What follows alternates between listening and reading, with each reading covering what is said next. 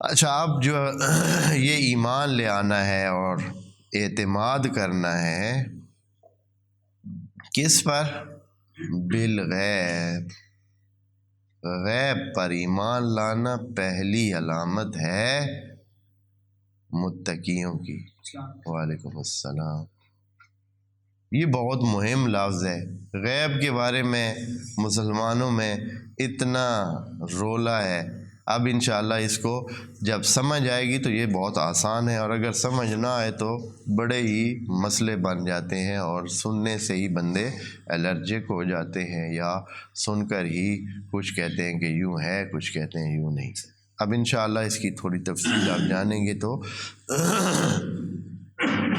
آپ اس کو بہت اچھی طرح سمجھ لیں گے. یؤمنون بالغیب کا اگر بہت مختصر الفاظ میں معنی کریں تو یعنی جو عقل سے کام لیتے ہیں.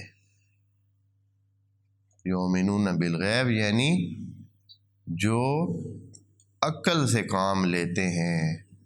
دو ہی چیزیں ہیں ہمارے پاس کسی بھی چیز کو پرکھنے کے لیے، کسی چیز کو جاننے کے لیے.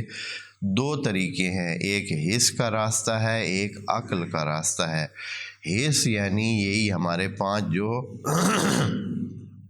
احساس کرنے والے اعضاء یا 5 احساس کرنے کے ذریعے ہیں ہمارے جسم میں.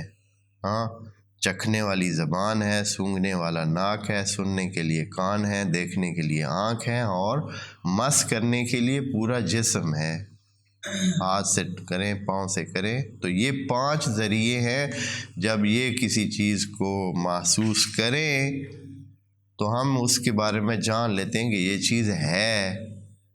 ایک یہ ذریعہ ہے، اور ایک اس کے مقابلے میں ذریعہ ہے عقل کا. یعنی ہم ایک چیز کو دیکھتے نہیں ہیں اس آنکھ سے، لیکن پھر بھی اس کو دیکھتے ہیں.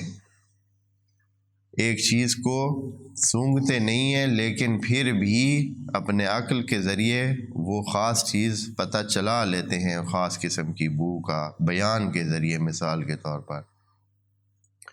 یا اسی طرح کتنی چیزیں ہیں کہ ہم اپنے عقل کے ذریعے ہی ان تک پہنچتے ہیں.